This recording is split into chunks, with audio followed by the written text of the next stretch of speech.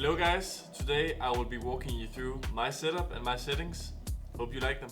Alright, so the first thing that I would do when looking at the NVIDIA control panel is just like I'll adjust the desktop size and position.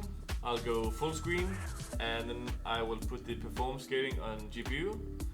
I would always go to put on the highest refresh rate that the monitor can provide.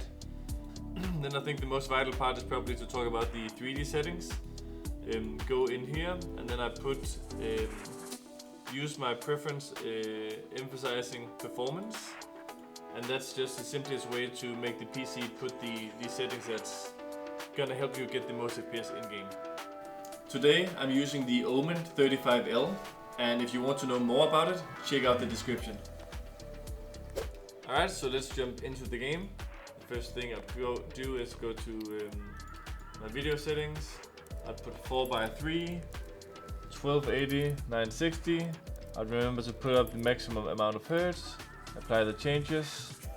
I'd go to the advanced video settings, and this is kind of a religion for a lot of people, whether to use the NVIDIA Reflex low latency or not. Lately I've been leaning into my boys Stown and Device, who is playing disabled on this one. So I've been doing the same for the past few tournaments. Then looking at the presets, I'm using 4x MSA, global shadow quality. I've been using high. Lately there was a video saying that you'll have the same shadows on low. I'm not sure about it yet, so as of now I'm staying on the high.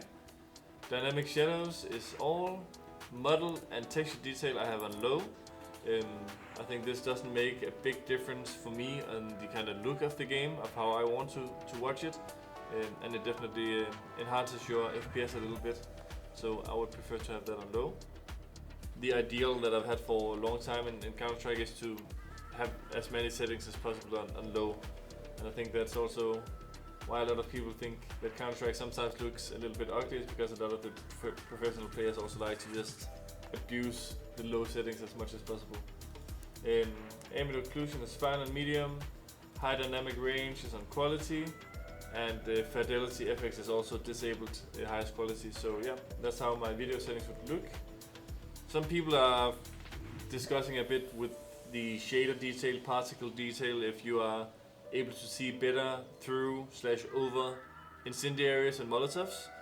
Personally I haven't really experienced that, so that's why I'm using low. In terms of the key bindings, I think that in here the most important thing is, of course, to have a sensitivity that you feel comfortable with, but in terms of the binds, I have some different ones. I have a bind that's making the radar smaller and bigger. I had that on my mouse 5, and then you can see the kind of options here to bind different grenades. I'm using that as well. For example, I have the Molotov and Incendiary down here. I have that on caps lock. And the HE, I always just press once on 4. I always know that I'm gonna get that one. And the flash I have on F, and the smoke I have on V. So this makes me able to pull out the exact grenade quicker than kind of shuffling through, pressing 4 all the time. And sometimes if they throw a Molotov on you, this can mean that you lose 10, 15, 20 health less. So that's just good. If they throw a molly and you can pull out the smoke quickly, it's just a big advantage. So yeah, I would recommend you to get used to these bites, even though it's tough.